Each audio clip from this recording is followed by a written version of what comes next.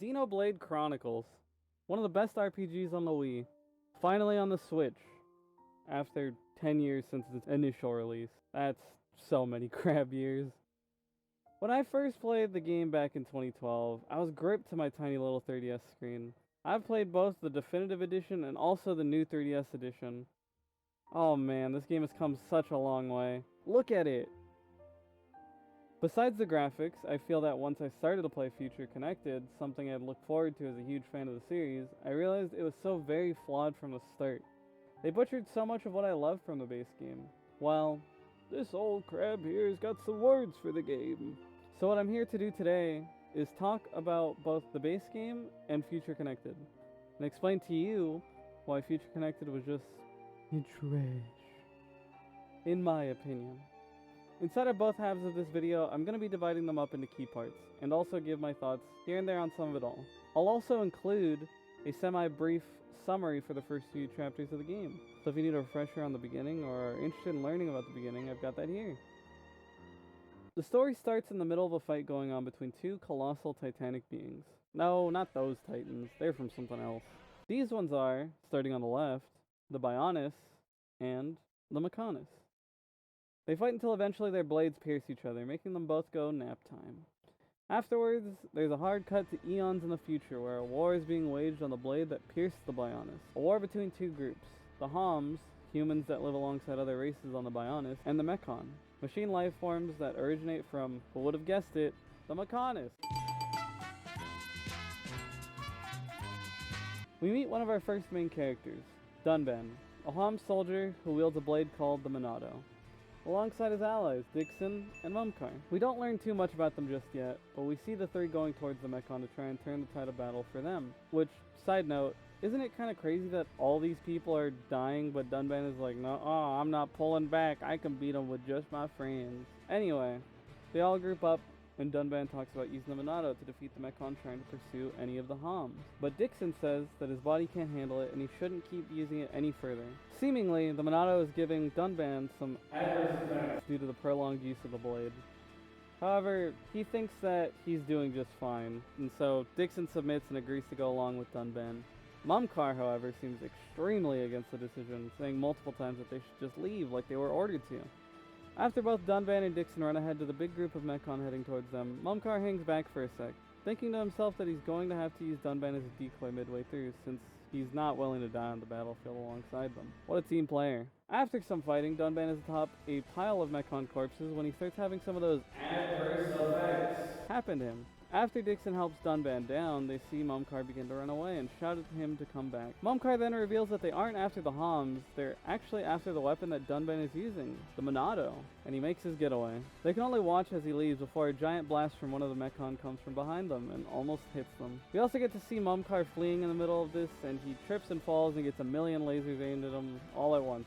Sorry, Mumkar. It then cuts back to Dunban and Dixon on their last legs. They charge the Mechon with one final attempt to hold the line. As they're running, the camera pans away and begins showing more of the Bionis and other locales before finally we get a title card. And that's the end of the prologue. Such an exhilarating opening. Even gives you a bit of gameplay too. This game leaves a really good first impression on you. Makes you understand what's really important from the get-go. The Monado and its wielding. It also somewhat introduces you to some real important recurring characters that we'll see throughout the game. But if you thought that was exciting, let's get to the next chapter.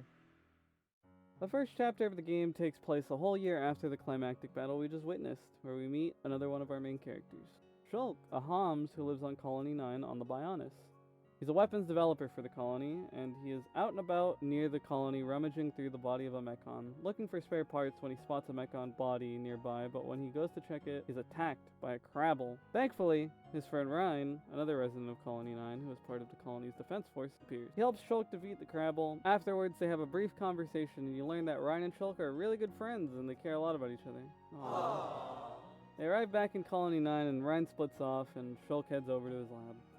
Right before getting there, Shulk runs into Colonel Vanguard, who is chastising two soldiers while some interesting music plays. I'll let you have a listen to it. I don't want any excuses. Champions don't whine, they win. Yes, sir. You're a disgrace to the uniform. Are you forgetting the shame you brought on this force during joint maneuvers with Colony 6? Stick your back into it, maggots! Move it! I don't really know how to describe it. Honestly, the only thing I can think of to describe it is penisy? Penis music, I guess? Shulk arrives at his lab and finds Dixon waiting there for him. They both talk about the Monado for a while, and we even get to see a brief flashback to when Dunban gets back to Colony 9 after the battle. Being carried in on a stretcher, he tells Shulk that he'll be the next wielder of the Monado. Which, why would you do that? Isn't that a bit sus? Shulk, this weapon that nearly killed me was controlling me and making me fight, but you should use it too, because why not? After the flashback, Dixon tells Shulk that he's a bit too focused on the Monado, and he needs to take a load off for a while. Shulk doesn't really respond to it, but he leaves the lab anyway after hearing that.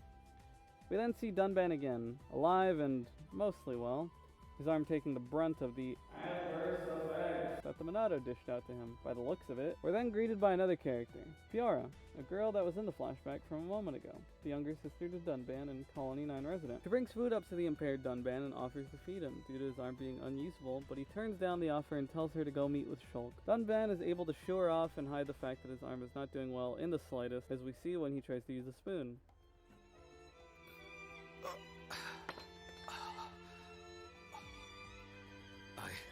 I'm not finished yet. I have to be prepared to use the Monado again. We then are taken outside of their house and see Fiora run into Dixon, and he tells her that Shulk has gone to Outlook Park. When she arrives, we're met with some inner thoughts from Shulk, talking about how the Monado was once wielded by the Bionis itself, and that it is the only weapon that can damage Mechon. He seems very intent on figuring out the secrets that the Monado is hiding, but that's where his inner thoughts end. We hear Fiora call out to him. They talk for a bit, having a tender moment in the shade, but afterward, they see some giant cannons from the colony shoot some falling debris from out of the sky and decide to head back. They go back to the lab to find Ryan touching the Monado. Put it down, Ryan! What are you doing? Oh my god, Fiora, watch out! Oh, the Monado can't cut through people, according to Shulk, who also seems a lot more worried about the stuff Ryan broke, and not Fiora, the one who could have died, but I guess he knew she was gonna be fine. Still not cool though, Shulk. He explains to Ryan that the symbol inside the Monado has something to do with the power that the Monado currently has, but as he's explaining, Fiora becomes increasingly more angry that Shulk had been worried about a machine rather than her. She starts making him back up to the pedestal that the Monado was placed on, and while doing so, he accidentally bumps the sword on the stand and it activates again. This time, however, Shulk's eyes glow a bright blue, and he begins to see visions of people and places he's never seen or been to. They brush it off, and Shulk explains that he's fine, and that this has actually happened in the past, but for some reason he's never said anything to anyone else about it. Shulk then asks Ryan why he was in the lab in the first place, and Ryan explains that he wanted to ask if Shulk could tag along with him for his punishment duty. His punishment was to head to Magmel ruins nearby to fetch some ether cylinders for some mobile artillery units that needed it. Shulk agrees, but Fiora is worried that Shulk will get hurt if he goes with Ryan. Ryan promises, but Fiora still doesn't seem convinced enough, and leaves them without saying goodbye.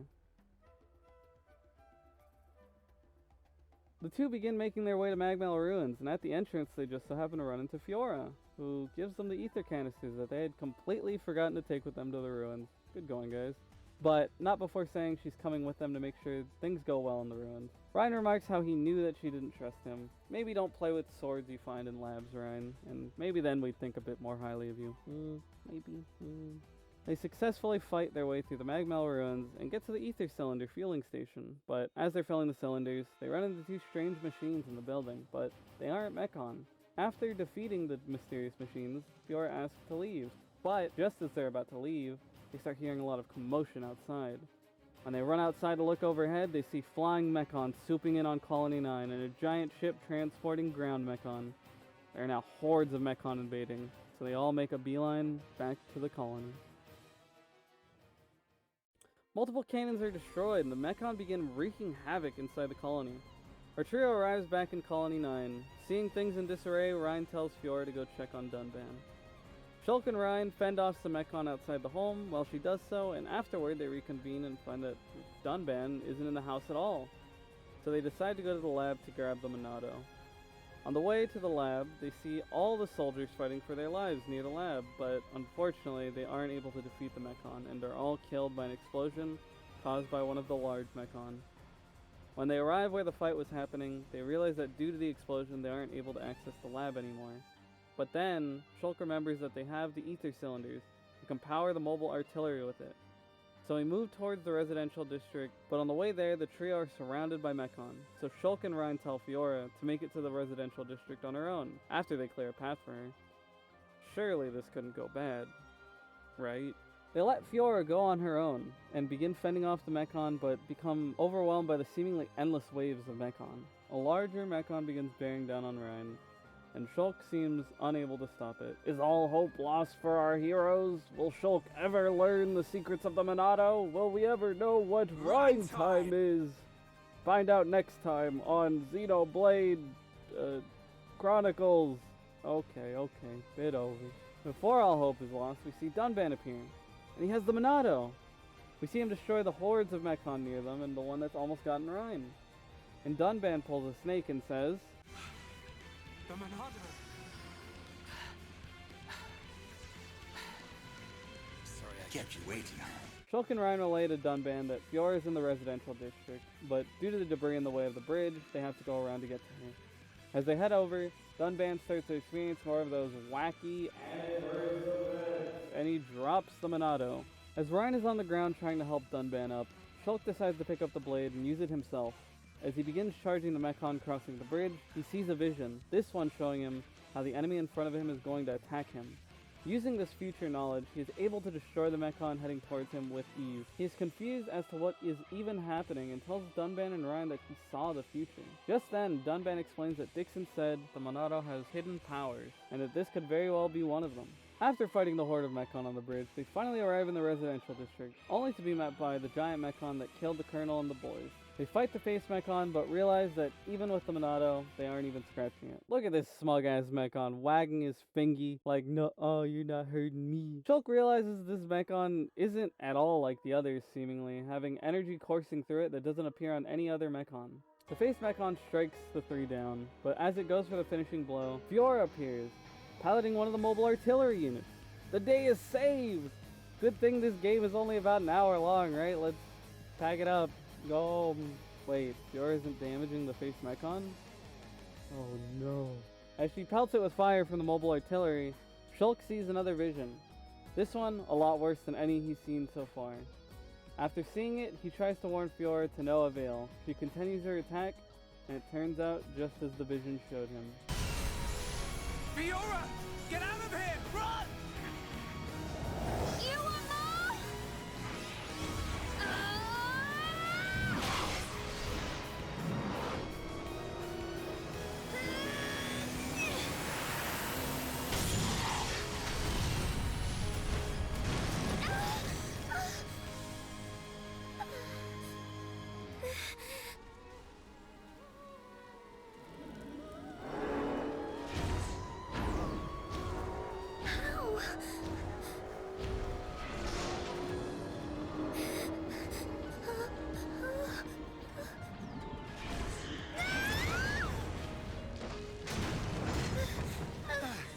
Fiora!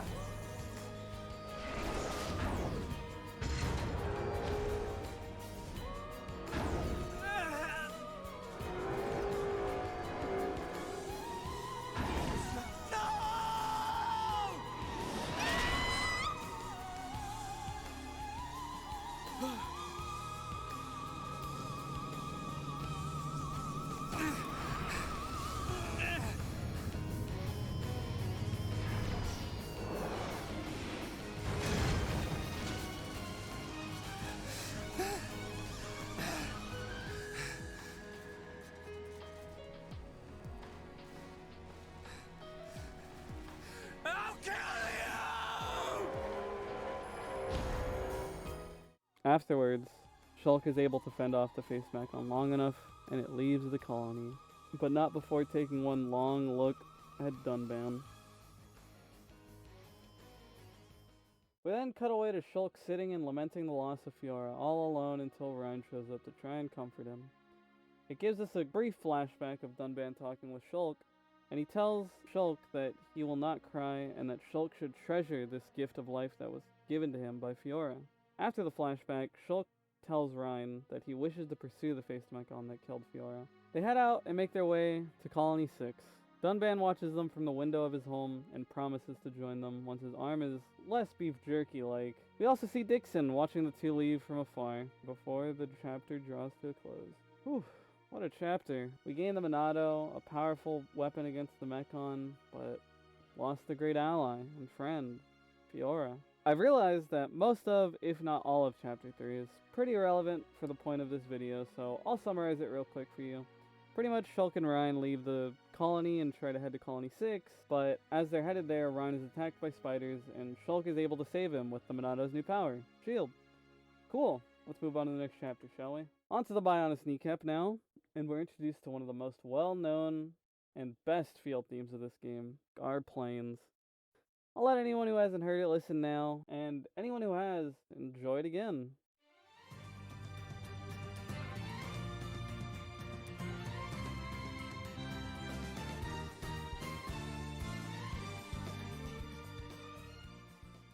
Now that they've arrived on the kneecap, we make a quick detour to go and check out a cloud of smoke rising near a body of water.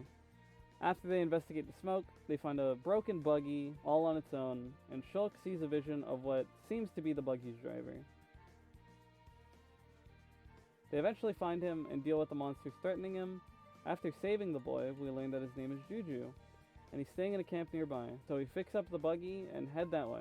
Once we arrive in camp, we meet Shyla, who immediately comes up to Juju and scolds him for leaving the camp on his buggy, but during this, Shulk sees another vision, this time of Juju in the grasp of a Mechon, and shortly after, Shyla being grabbed by the same one. We don't get much time to dwell on it, as soon after it ends, Shyla asks Ryan if he knows what happened to the Colony 6 Defense Force, and her fiancé, Gado, but Shulk and Ryan explain that they're from Colony 9 and not 6. Soon after, we learn from Shyla that Colony 6 has actually been seized by the Mechon. Shyla proceeds to tell us about the attack on Colony 6 and how her and Juju were tasked with evacuating the elderly and children, but they have no idea what remains of their home. Following her explanation, Shulk and Ryan tell them that they're headed to Colony 6 and will try to deal with the Mechon squatting on the colony. Juju hears this and wants very badly to go with them to help save the colony, but Shyla is against him going due to the fact that it could expose the camp and put survivors in even more danger.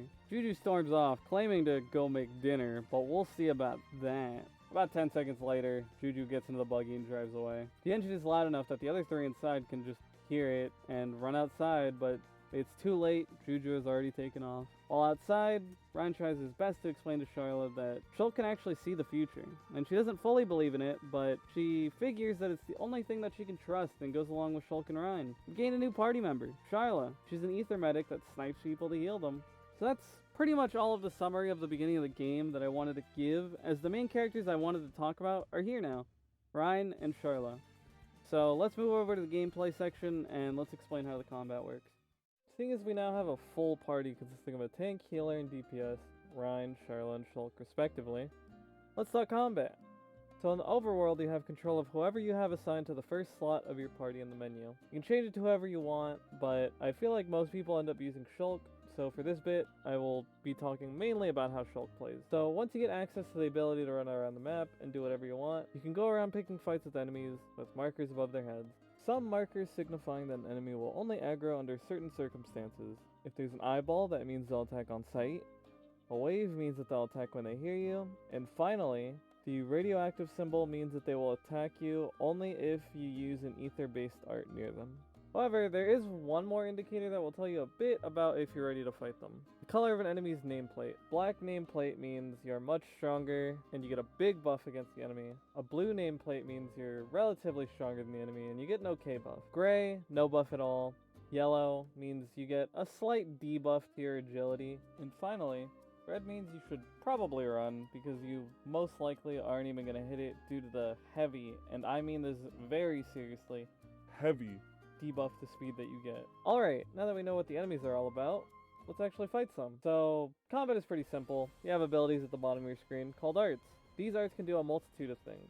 Healing, debuff resistance, knocking an enemy down, pushing an enemy, and much more. Each of these arts have cooldowns, so they aren't to be spammed, as it could accidentally make you steal aggro from your tank. Every character also has their own unique ability in the middle, called the talent art. Depending on the character, it can do different things. In Shulk's case, it just activates the Monado, and allows him to use one of his Monado arts, like shield. Now the actual combat itself is actually quite simple, as there's not an attack button in the game. Your characters will just auto attack, and those autos charge up your talent gauge. The only buttons you ever press during combat are pretty much just any of the arts or the talent gauge. It's quite similar to an MMO like Final Fantasy XIV or even Final Fantasy XII in a way. You pretty much just manage cooldowns until eventually the monster falls over and you beat it. And also, since we have a full party of 3, we can perform what's called a chain attack. Pretty complex system if you go deep into it, but it pretty much boils down to this. Hit the monster with an art, and then you move on to the next character in your party until you use an art with each one. To talk about it a bit in detail, the chain attack has a chance to extend itself as well if you do multiple arts of the same type and have enough affection level with your party. You gain affection by doing quests, fighting alongside your allies, hitting prompts at the right times, or by helping them out when they're debuffed in battle. The affection can help quite a bit in combat because in order to deal a massive amount of damage with a chain, you have to be able to go for more than 3 attacks. And the higher the affection level, the higher the chance to extend the chain. The final thing I want to talk about is the main reason why this game is probably so unique. Shulk's ability to see in the future. With this ability, it'll sometimes occur in combat when an enemy is about to kill one of your allies, but you get to know what move they're using, with a good 8 to 12 seconds to figure something out to save that person. You got 2 options. The first being that you can take things into Shulk's hands and use an art like shield to save your ally from an attack, or you can warn an ally manually, choose an art that they have to use on themselves or the person being attacked. It's such a unique system that I've never seen done anywhere else. It's one of the main draws of combat because even if you're losing, it can help you turn the tide of battle back in your favor. But that's pretty much everything on the gameplay side of things. Things don't really change much, if at all, through the course of the game. So I think we're good to finally move on to Future Connected. Let's jump into that and start talking about it. So, to start off, as I was thinking of what I was going to write, I originally just wanted to talk about the party members specifically that you get in Future Connected. However, to make sure you get where I'm coming from, I'll try to go in depth with Future Connected gameplay as well, but I will try my best not to talk too much about the story for it, as that isn't the main point of this video. I will bring up some things that could be considered spoilers, so there's your warning for that. So, a quick summary without any huge spoilers. The extra story Future Connected follows Shulk and Melia as they journey to the Bionis' shoulder, an area previously cut from the game. It takes place a year after the events of the main game. They run into a new enemy known as the Fog King, which has been causing problems for the people living there. Together with a Napon named Kino and his sister, Nene, Shulk and Melia must defeat the Fog King and restore peace to the Bionis' shoulder. Okay, to start off, I know in the intro I had previously said that Future Connected was trash, but only from a gameplay standpoint. I feel like the story for this is actually quite good, and really brings some much needed closure for Melia. Since in the base game, she doesn't get to fully develop, I feel like. However, she's not really the focus of this video at all, for the most part, if I'm being honest. But I really think the story contained in this is really impactful if you care at all for the lore of this game, which I do quite a lot. Alright, let's get to the reason why we're here though. Let's talk about the gameplay for Future Connected. I didn't mention this before, but let's quickly talk about how the equipment in this game works. So, when you kill your enemies, or walk up and interact with crystal veins in the base game, you get little crystals that you can fuse at the gem man's stall to create better gems. You then slot those gems into your equipment to get effects from them. There are loads of things that the gems can do, from increasing stats, making you move faster. Pretty simple and straightforward for the most part. You just kill a few enemies, and you make a gem. There's no way they could possibly mess this up in Future Connected, right? Right? Well, this extra story decides, hey, what if we just completely get rid of the system that worked and instead replaced it with RNG?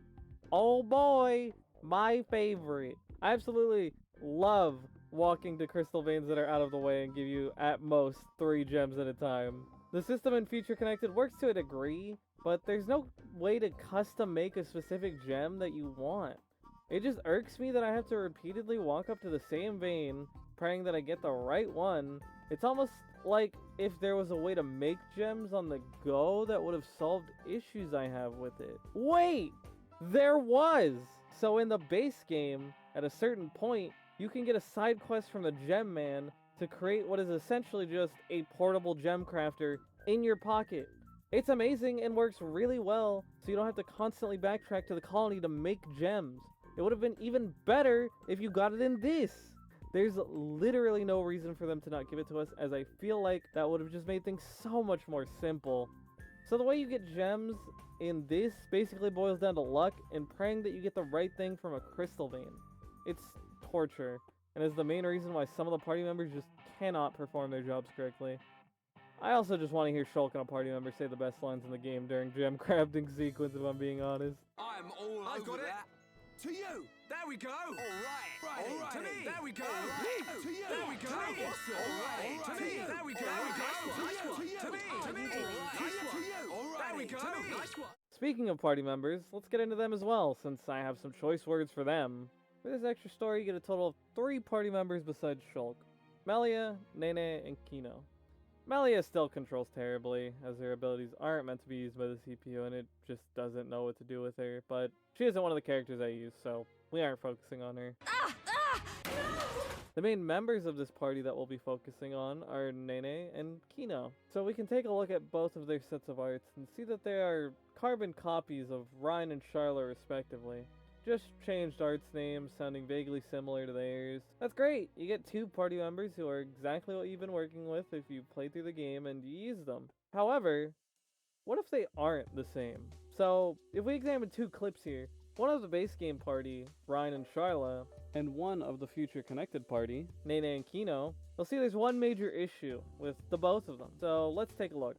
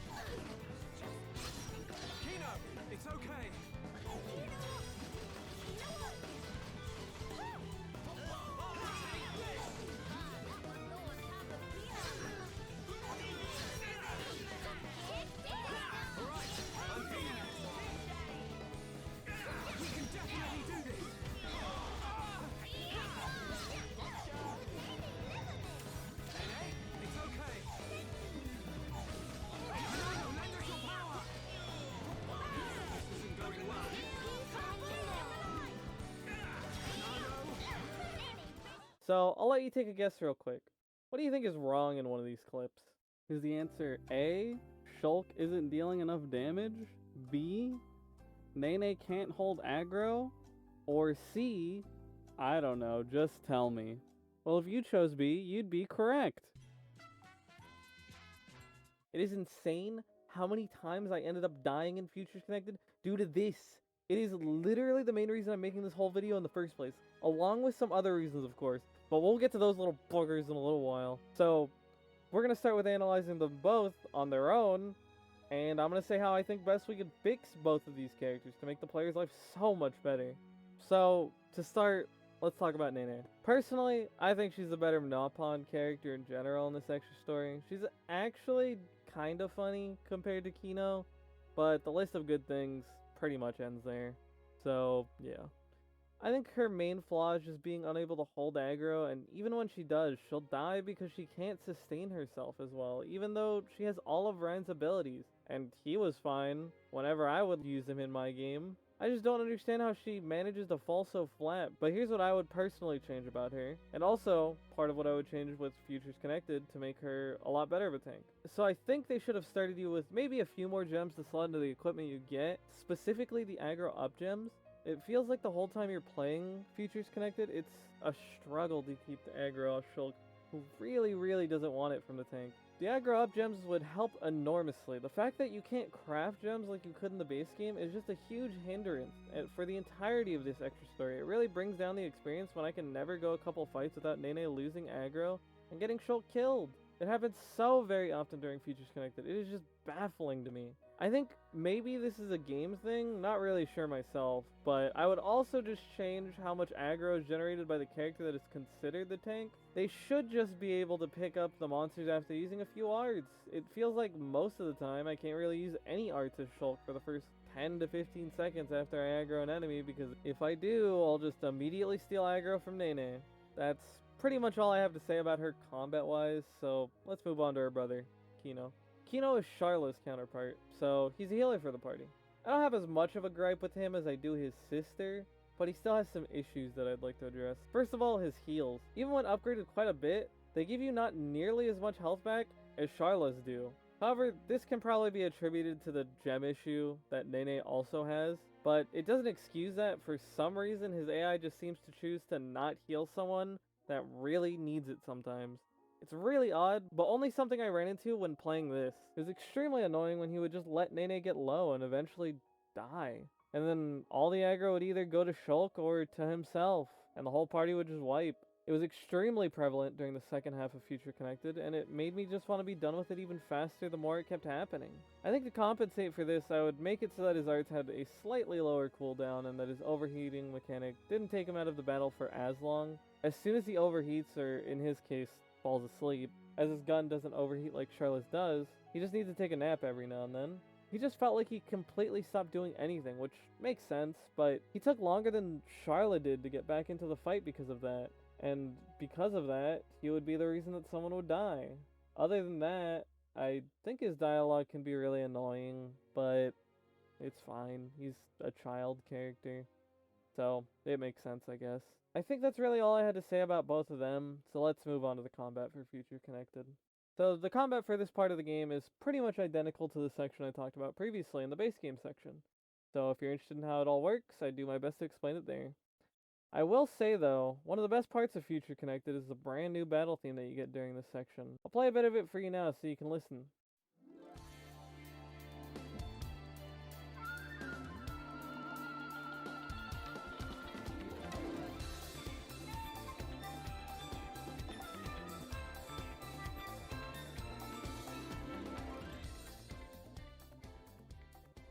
The only major difference in this part of the game is that you get a group of Nopon that also follow you around for the entirety of Future Connected. These Nopon characters, called Pawn Specters, give you access to a different type of attack, called a Union Strike, and it replaces the Chain Attack button.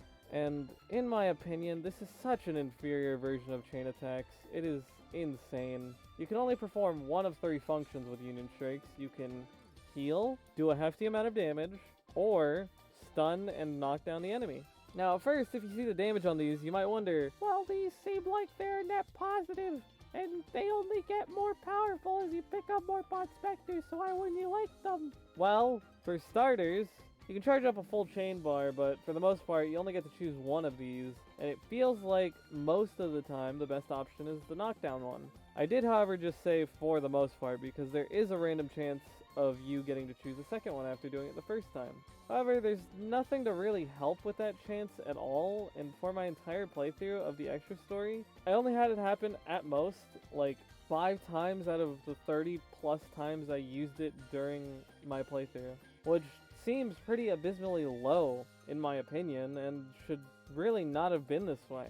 Now, why was the regular chain attack disposed of, you may ask? Well, my guess is because they also got rid of a lot of features in the base game, such as the affection system.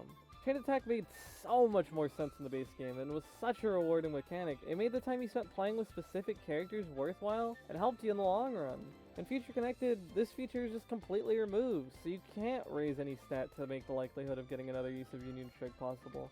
It's just ridiculous. They could have quite easily just left the regular chain attack in the game and the affection system, and I think the combat would have flowed so much more smoothly than the use of Union Strikes did. All they had to do was just give you a bit of extra affection at the start of this extra story so you could have a decent chunk of it with a couple of the characters at least. But speaking of Union Strikes, let's talk a bit more about the Pawn Specters, because man, they don't help on the battlefield either. Having a party consist of Shulk, Nene, and Kino, you also get followed around by the Pawn Specters, so their bodies crowd the screen as well whenever you walk around the map, which on paper doesn't seem so bad at first. That is until you realize that there are 12 of them, and each one is in combat with you at all times. And they all say voice lines during combat, just like your regular party members do. Not only is this just really annoying, with how many Nopon there are on the screen and the noises they make, it can be so easy to lose Nene and Kino. They kind of just get lost in the crowd sometimes, and it can make it so hard to find Nene or Kino if they need to be cleansed of a debuff.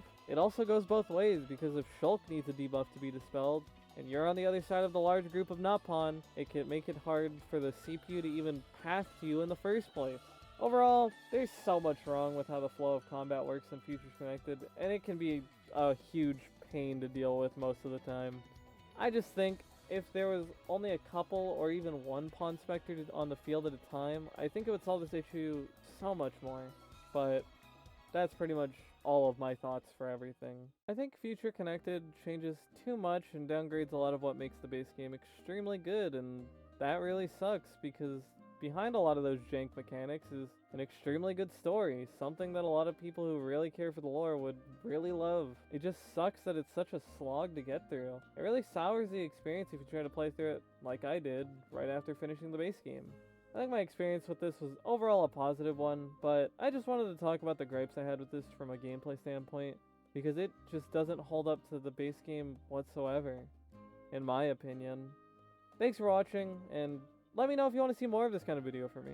I've never really done this, and I don't know, I mean, who knows what's going to happen with this, but thanks for watching. I appreciate it. Like, comment, subscribe, all that good stuff. Bye-bye.